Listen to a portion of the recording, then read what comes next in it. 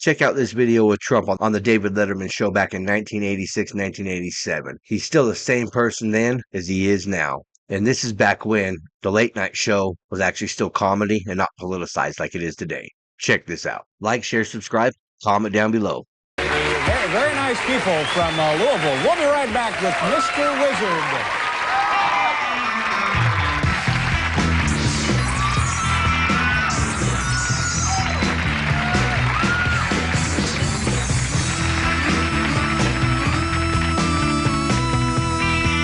Has enough money to give everyone in the audience tonight $1 million.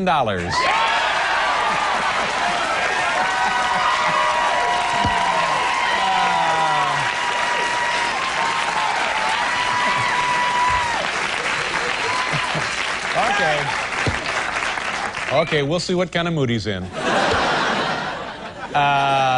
Ladies and gentlemen, please welcome the author of this book right here, Trump, The Art of the Deal, Donald Trump. Donald, good to see you. Nice of you to stop by. Thank you, David. You know, at the beginning of the show, I said you either love him or you hate him. Now, do you find that that's true, or does everybody love you, or does everybody hate you? No, most people love me, and a few really have great distaste for me, David. And why is it that those people, that few, would not care for you? Because you're so successful? I can't imagine. No, I don't think so. It's just I sort of speak my mind a little bit like you in that respect. Yeah. A little bit like you. A little bit like me. Not too much, hopefully. How much are you worth right now as you're sitting right here? Zero idea, David. It depends on what's happening with the world and the market. But the $1 million for each person in the audience sounds like it could be an intriguing idea. Yeah.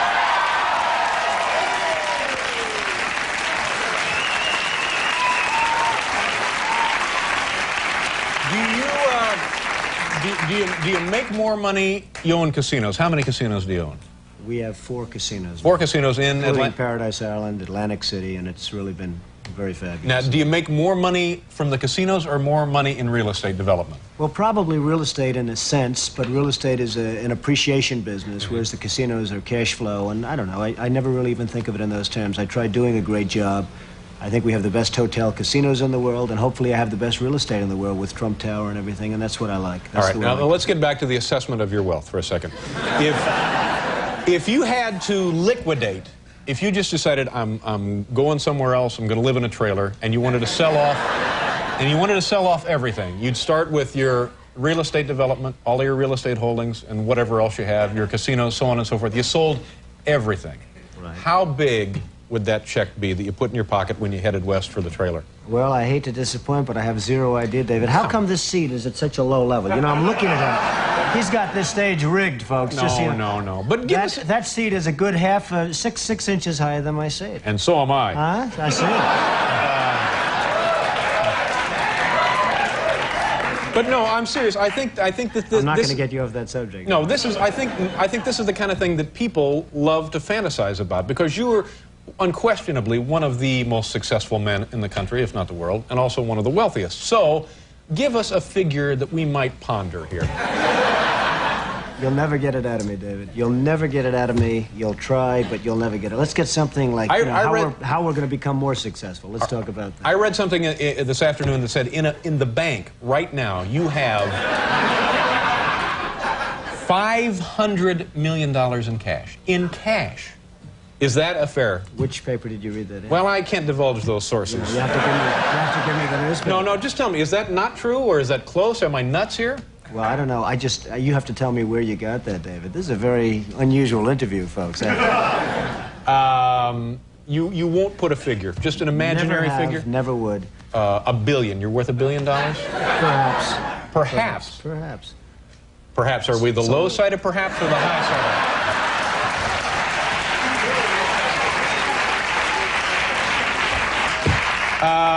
What were you like as a kid? What kind of childhood did you have? Well, I had a good childhood, wonderful parents, really good parents, and it was a good, solid childhood, I'd say. Very normal in a lot of respects, but a very, very solid childhood. Yeah. From the standpoint of family, you know. Are you a driven person? Do you jump out of bed in the morning and just... I don't think of myself as driven. I'm fortunate. I don't need lots of sleep like some people, and some people don't. I don't need that. I would say that I'm somebody that enjoys what I do, and I enjoy it so much that perhaps I do it well. But I really enjoy what I do. I don't like to think of myself as driven. I don't like to think of myself really as ambitious. I just enjoy what I do, Dave. Is what you do something you've always wanted to do? I know your father was and still is a real estate developer. My father was in the real estate business, and I've been in that and other businesses and different things. I like what I'm doing. I just enjoy what I'm doing. I love the real estate business, and I love the other businesses that I'm in. Could you have done it without your father as a support system, both emotionally and financially? Did he help you out when you were starting? The emotional was very important, and I learned a lot from my father, more than anything else. I learned a lot. My father was out in sort of a tough business in Brooklyn, Queens, rent-control property and various properties, and it wasn't a great business. It was a good business, and he was a solid guy and a bright guy.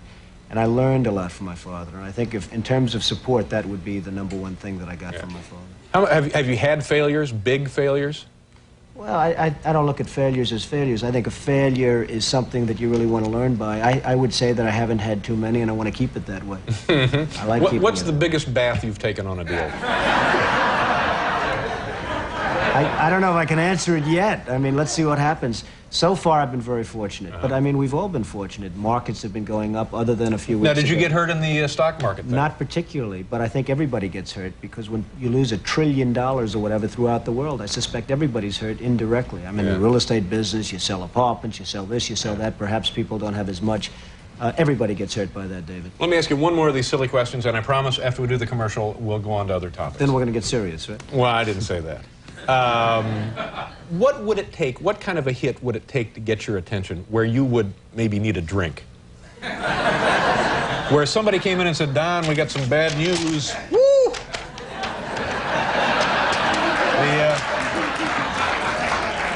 That's 7-Eleven in Akron. Well, what? Hopefully, David, I wouldn't be in a position where I'd have to take that kind of... I know that. I know. We're just pretending. I just want to tell you that. You act like you're running for something. No. We'll do a commercial. We'll let him think some of these over and try and get a straight answer.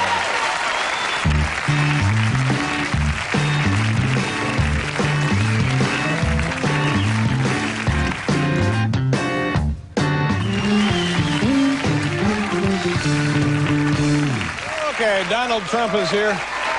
You're on the cover of the new issue of People magazine. I don't know what I'm beating around the bush here. I don't know why you're being so goofy about this. It says on the cover, you're a billionaire. It does say 41. that? Yeah. Well, if so people says it, I would have to believe it. When people says that... What's the deal with you and Ed Koch? Is this an old irritation between the two of you, or is this something new? No, it's really not. Ed Koch is a man who I've liked at some points in terms of... I have no objection to Ed except for one thing. He's not a very capable or competent mayor. He's done... He's done a bad, as most of you New Yorkers would probably know, he's done a pretty bad job running New York, and that hurts me and it hurts everybody. And when I see somebody that's not competent and he's running something, and something that I have really a big stake in, it bothers me, and I do something about it. Are you speaking from a position of somebody who has a lot of really, really special interest in the city? No, it's not I do have a special interest. I have a special interest in New York. New York City is a hot city. It's a great city. It's the greatest city in the world, according to many, and according you're here, and we're also here. Right. And I hate to see some of the things happening with New York that have happened under the Koch administration. So I hit him pretty hard in the book, but I hit him fairly in the book. I hit him very fairly. Yeah. Probably very hard in the book, but very fairly. Is it kind of a pointless defense to say that this city is so big that it is actually unmanageable to a certain extent, and he's doing the best he can, sort of just tending it day to day? No, I don't think so. I mean, I hope that's never a defense of anybody. I did the Woolman skating rink in 4 months for $2 million or $2.5 million. They started 7 years before that and were unable to build it. I think they spent something like $15 million. This is a huge ice skating facility in Central Park, which the city was... 7 years. 7 years. 7 years, they could not get it open. They could not build it, Yeah. and we did it in 4 months. So, you know, you say, hey, it's big and everything else, and give them a little bit more time, but the fact is, that's a disgrace. The zoos are a disgrace. The subways, the schools. It's really, David, it's really management. It's management, it's competence, it's capability, it's just basic ability, and Ed Koch doesn't have it. Yeah, but you're speaking again from the over the fence in private enterprise. He's trying to run a municipal administration. It can be done. You think it could be done? Absolutely. By the right person, it could be done. Yeah. Any thoughts? I mean, would you want to be mayor of this city? No, I wouldn't want to be mayor. It'd run very well if I was mayor, but I would not want to be the mayor of New York. Is there something you do want?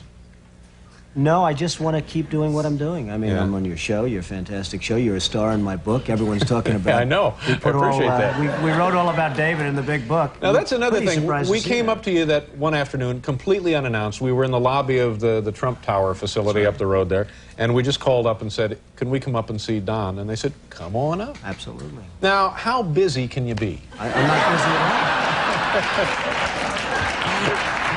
But you all. That were was a actually, lot of fun, by the way. Yeah, it Your was fun. coming up was a lot of fun. And I must say, I thought that was very gracious of you to do, because obviously you got a lot better things to do than goof around with me. You're right. Yeah.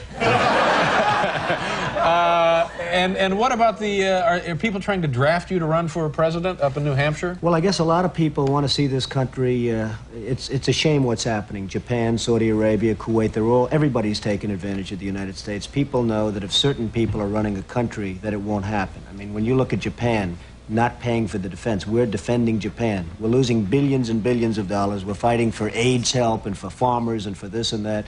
And it's a shame. And the Japanese folks, who I respect greatly, but they're not treating us fairly. They're really not treating us fairly. Kuwait, Saudi Arabia, they're not paying us anything for the services we're rendering, and I think it's a disgrace. And I think people look at certain people, and maybe me, if I were in a position, this country, believe me, would not be ripped off like it is. And it is just being ripped off so badly by our so-called allies. Yeah. So that's a pretty strong statement. So now, are you I don't saying think it's that... strong. I think it's fair. And by the way, I have tremendous respect for the Japanese. I do a lot of business with the Japanese, and they smile about it too. They know it.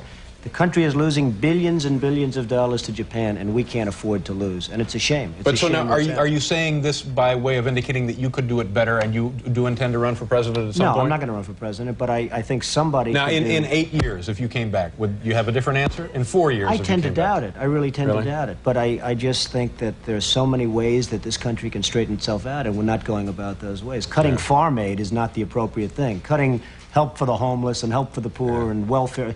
Certain things can be done that really will mean big dollars to this country, and those things are not being done right now. Let me ask you one other question, because I know you have other appointments and stuff to get to. If you go to dinner and the bill is like, say, $25, how much of a tip would you throw down? Well, you know, the way I feel about tips, if somebody does a super job, Yeah. I give more than anyone. And if somebody does a lousy job, I probably give less than anybody. And that's the way I feel about life. Life should be, you should be rewarded for competence and capability and doing a job and having a smile on your face, maybe, if that's the case. And I'm a pretty good tipper when somebody's good, and I'm a pretty lousy tipper if somebody's not good. So that's the way it is. But, you know, sitting here listening to this stuff, it seems to me you are dying to get to some public platform to superimpose those feelings upon the American awareness. Well, maybe so, but I'm not. I would like to have the feelings known and let somebody else do it, and it can be done. If the ball's carried correctly, it can be done. Yeah, but if you want something done right. Do it yourself. Here's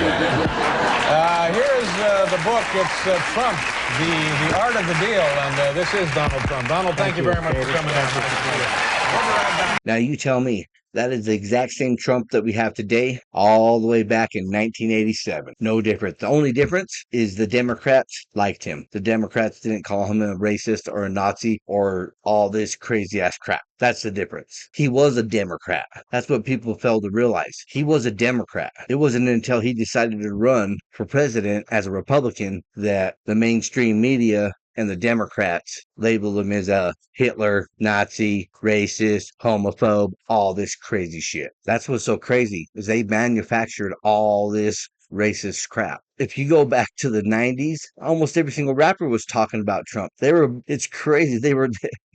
It makes no sense. He was alongside Rosa Parks, Muhammad Ali, all getting awards all at the same time, mid-1980, like 1986, the Ellis Island Award. But now, once he ran for office, all of a sudden, he's racist. He's Hitler. He's homophobic. He's all this crazy ass stuff. People have been brainwashed. You have to wake up, my friends. You have to wake up. If you enjoyed this content, please like, share, subscribe, and comment down below. It helps out the algorithm. Y'all know.